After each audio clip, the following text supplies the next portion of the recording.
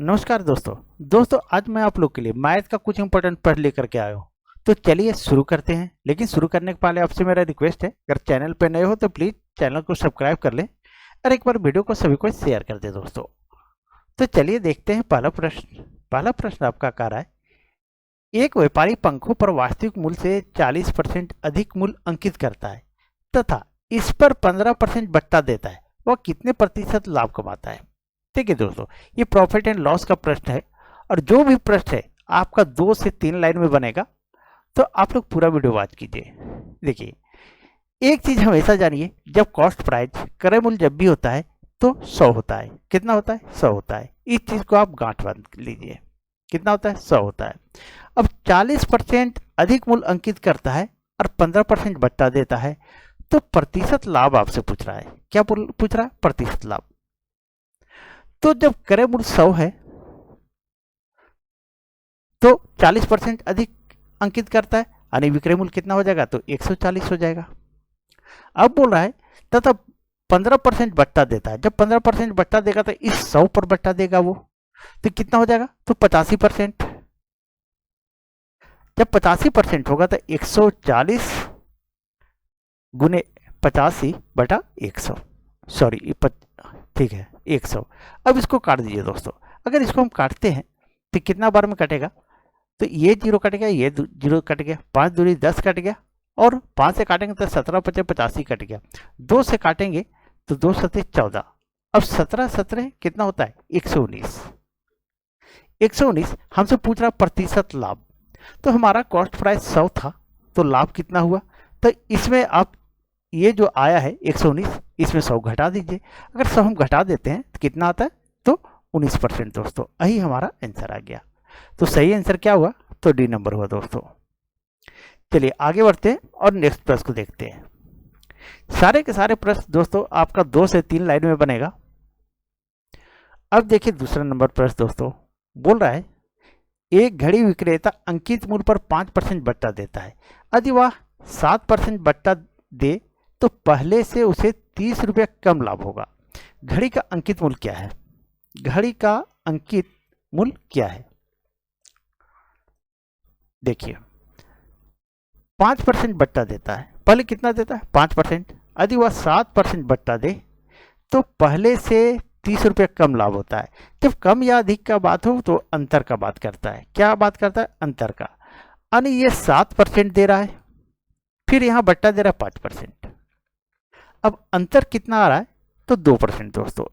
इस 2%, यह परसेंट बोल रहा है 2%, और यह बोल रहा है कि 30 रुपया कम हुआ। कितना? 30 रुपया। यानी 2% बराबर 30 रुपया। तो हम पूछ रहा है कि अंकित मूल्य क्या होगा? तो अंकित मूल्य कितना होगा? तो 100 होगा। जब भी होगा तो 100% होगा। तो 30 गुने 100 बटा 2। अब इसको काटिए, 2 से काटेंगे तो ये 15 बार में कट जाएगा। यानी 100 को 15 से गुना कर दीजिए, यानी 1500 हो जाएगा। कितना होगा? 1500। यही हमारा आंसर हो जाएगा। तो सही आंसर क्या होगा? इनमें से कोई नहीं, यानी डी होगा दोस्तों। ये सारे के सारे प्रॉफिट एंड लॉस का प्रश्न दोस्तों, और आर एस अग्रवाल का है। चलिए आगे बढ़ते हैं और नेक्स्ट प्रश्न को देखते हैं। अब देखिए तीसरा नंबर प्रश्न दोस्तों, मैंने आपको बोला था कि 2 से 3 लाइन में बनेगा सारे प्रश्न दोस्तों। अब देखिए, बोला एक वस्तु अंकित मूल्य पर 15% बट्टा देने के बाद 20% लाभ होता है। यदि वस्तु का क्रय मूल्य 153 हो तो अंकित मूल्य क्या होगा? देखिए दोस्तों कैसे बनता है। क्रय मूल्य जब भी होगा तो 100 होगा, ये चीज ध्यान रखिएगा। अब बोला 15% बट्टा देता है। जब 100 में 15 दे दिया तो उसका बचा कितना? 85%। अब इस 85% बराबर हमारा कितना हो जाएगा? क्रय मूल्य 153। तो बोल रहा 20% लाभ होता। 20% लाभ होता तो 100 प्लस 20 यानी 120% बराबर। तो 153 बटा 85 गुने 120। इसको काट दीजिए। इसको काटते हैं दोस्तों तो 5 से काटते हैं तो 17 पचे 85, और ये 5 से काटते हैं, 1 मिनट,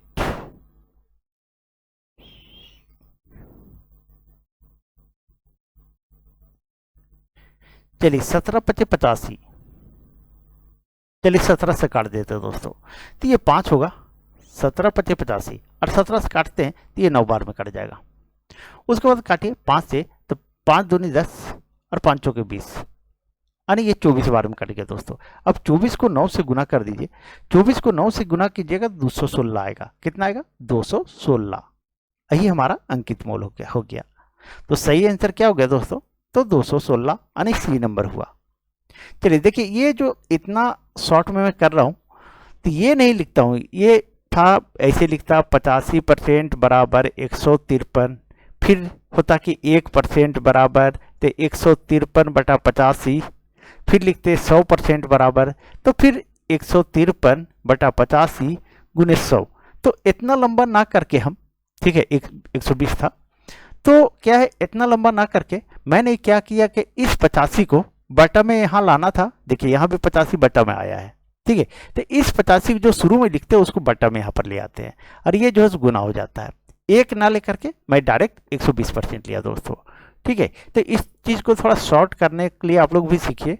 चलिए अब आगे बढ़ते हैं और नेक्स्ट प्रश्न को देखते हैं। तो इसका सही आंसर कितना हो गया? तो अंकित मूल 216 रुपया दोस्तों। अब देखिए चौथे नंबर प्रश्न। चौथा नंबर प्रश्न बोल रहा है, एक व्यापारी अपने प्रत्येक वस्तु पर इतना मूल्य अंकित करता है कि इस मूल्य पर 20% छूट देने पर उसे 25% लाभ होता है। यदि किसी वस्तु का क्रय मूल्य 432 रुपया हो तो इसका अंकित मूल्य क्या है? देखिए दोस्तों कैसे बनता है, थोड़ा इसको मैं क्लियर कर देता हूं पहले। अब यहां बोला 20% छूट देने पर 25% लाभ होता है और क्रय मूल्य कितना है? 432। तो अंकित मूल्य पूछ रहा है दोस्तों। क्या पूछ रहा है? अंकित मूल्य। तो 20% जब छूट दे रहा है तो ये हो जाएगा 80%। 100 में 20 घटा दिए, 100 में 20 घटा दिए, यानी 80% बराबर क्रय मूल्य कितना है? 432। ये 432 रुपया। ये बोला है 80%, या बोल रहा है 432 रुपया। अब बोला है 25% लाभ हो तो 100 प्लस 25 यानी 125% बराबर।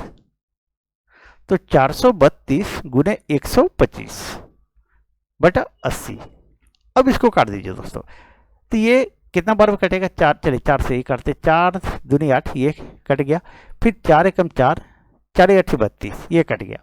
अब और काटिए तो 5 चौके 20 और 5 से काटेंगे तो 25 पचे 125। 4 से काटिए, ये कितना है? 108 है दोस्तों, 108। मिस्टेक मत कीजिएगा इसको। चलिए इसको थोड़ा क्लियर कर दे रहा हूँ अच्छा से।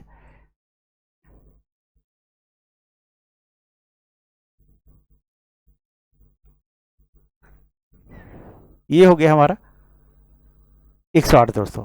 अब 4 से काटेंगे, 4 दूनी 8 और 4 सत्ते 28। अब 27 को 25 से गुना कर दीजिए दोस्तों। अगर 27 को हम 25 से गुना करते हैं तो हमारा 675 आ जाएगा। कितना? 675। तो अंकित मूल्य कितना आया हमारा दोस्तों? तो 675 आया, यानी ए नंबर हुआ इसका आंसर दोस्तों। चलिए आगे बढ़ते हैं और नेक्स्ट प्रश्न को देखते हैं। सारे के सारे प्रश्न 2 लाइन में बनने वाले प्रश्न दोस्तों, इसलिए आप लोग पूरा प्रैक्टिस कीजिए कि जितना शॉर्ट हो सके और जितना कम टाइम में एग्जाम में अटेम्प्ट कर पाए। तब बार बार प्रैक्टिस कीजिए, बार बार एक ही प्रश्न को पढ़िए, बार बार पढ़िए, ठीक है। ये नहीं कभी एक बुक पढ़िए कभी वो बुक पढ़िए। चलिए अब देखिए पांचवा प्रश्न। किसी वस्तु के अंकित मूल्य पर 20% छूट देने से इसका विक्रय मूल्य 24 रुपया हो जाता है। अंकित मूल्य 30% छूट दिए जाने पर इसका विक्रय मूल्य क्या होगा? एक चीज ध्यान दीजिएगा, जिस चीज को निकालना रहता है दोस्तों उसको हम दाहिने से रखते हैं। अब यहाँ पूछ रहा है विक्रय मूल्य कितना होगा? 20% छूट दे रहा है। कितना छूट दे रहा है? 20%। तो 20% तो पहले होगा 100%, तो 100 में 20% छूट दिया तो ये 80% हो गया। तो 80% बराबर विक्रय मूल्य 24 रुपया। तो यहाँ 30% छूट बराबर, यानी 100 में 30 घटा के लिखेंगे तो 70% बराबर, ठीक है।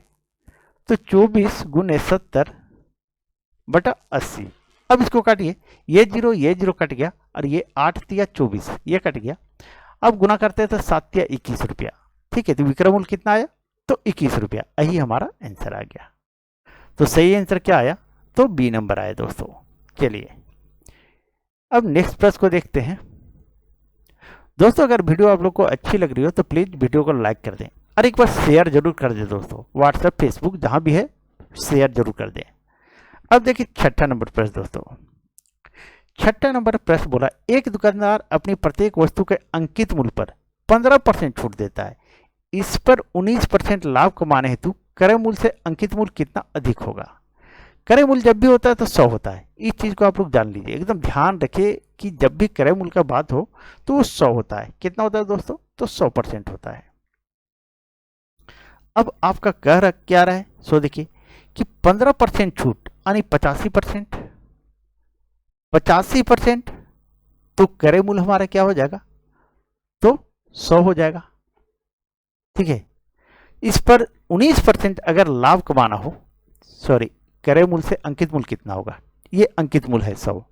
चलिए यहाँ क्रय मूल्य माने थे, यहाँ अंकित मूल्य, तो क्या है 19% लाभ कमाने पर तो 119 हो जाएगा। 100 प्लस 19, 119% बराबर, तो 100 गुने 119 बटा 85।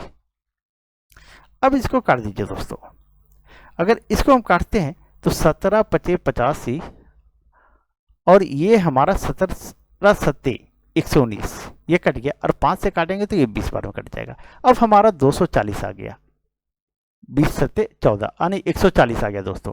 ठीक है, अब बोल रहा है कि क्रय मूल्य से अंकित मूल्य कितना है, तो अंकित मूल्य कितना आया हमारा 140। तो क्रय मूल्य से अंकित मूल्य 140 आया और ये क्रय मूल्य कितना था 100, तो अधिक कितना आया, तो 140 माइनस 100 बराबर 40% आया दोस्तों। यही हमारा आंसर आ गया। तो सही आंसर क्या हुआ, तो सी नंबर हुआ दोस्तों। चलिए अब नेक्स्ट प्रश्न को देखिए। अब देखिए 7वां नंबर प्रश्न। 7वां नंबर प्रश्न बोला है, एक दुकानदार प्रत्येक वस्तु के मूल्य पर 10% छूट का दिखावा करता है। कोई वस्तु बेचता है, बोलता है कि हम आपको 10% छूट दे रहे हैं, परंतु वह क्या करता है, प्रत्येक वस्तु के मूल्य पर 20% वृद्धि कर देता है। यहाँ छूट दे रहा है 10%, बोल रहा है कि हम क्या है कि 100 का चीज 90 में ही आपको दे रहे हैं, लेकिन क्या करता है वो 100 का चीज 20% बढ़ा के बोलता है, यानी 120 रुपया दाम बताता है और बोलता है कि हम 10% आपको छूट दे रहे हैं। तो क्या होगा, तो बोला कितना प्रतिशत लाभ कमाता है, सो आपसे पूछ रहा है लाभ वो कितना परसेंट कमा रहा है। तो देखिए क्या है 10% छूट देता है, तो उसका क्रय मूल्य कितना होगा 100 होगा, और छूट कितना देता है 10% यानी ये 90 हो गया। फिर बोलता है प्रत्येक वस्तु के मूल्य पर 20% वृद्धि कर देता है, ये तो 100% था, अब वृद्धि कर दिया 120%, 10% छूट बोलता है छूट दे रहे हैं और 20% बढ़ा देता है, तो 120% बराबर, तो 90 गुने 120 बटा 100। अब इसको काटिए, ये जीरो ये जीरो ये जीरो ये जीरो, अब कितना आया 92 इठोतल से 108 आया। लेकिन यहाँ बोला वह कितना प्रतिशत लाभ कमाता है, तो उसका कॉस्ट प्राइस क्रय मूल्य कितना था 100, यहाँ आ रहा है 108। अब इसमें आप घटा दीजिए कितना, तो 100 को घटा देंगे तो कितना आएगा, तो 8% वो लाभ कमाएगा। तो सही आंसर क्या हुआ, तो बी नंबर। चलिए नेक्स्ट प्रश्न को देखते हैं दोस्तों। अब देखिए 8वां नंबर प्रश्न। किसी घड़ी के अंकित मूल्य पर 10% छूट देने के बाद भी घड़ी का मूल्य 1080 है, यदि छूट ना दी जाती तो दुकानदार को 20% लाभ होता। घड़ी का क्रय मूल्य कितना है। एक दुकानदार है, घड़ी का अंकित मूल्य पर 10% छूट देता है, छूट देने के बाद उसका मूल्य जो होता है 1080 रुपया हो जाता है। यदि छूट ना दिया जाता तो दुकानदार को 20% लाभ होता। घड़ी का क्रय मूल्य कितना है, कॉस्ट प्राइस कितना है, यही आपसे पूछ रहा है।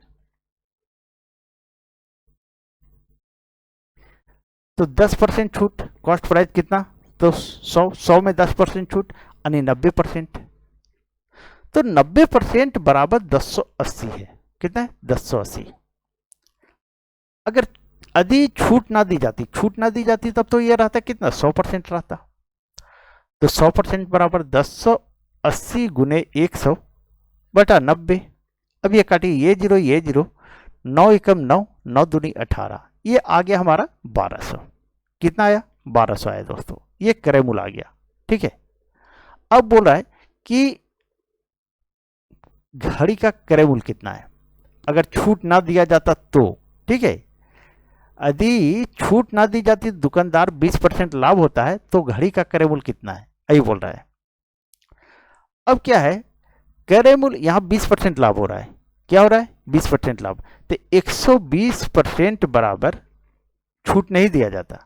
क्या बोल रहा है, अगर 120% 20% लाभ कमा रहा है तो सेलिंग प्राइस उसका 120 है, तो कॉस्ट प्राइस कितना होता है उसका 100 होता। अब यहां जो है ये हमारा 1200 है, तो 100 गुने 1200 बटा 120।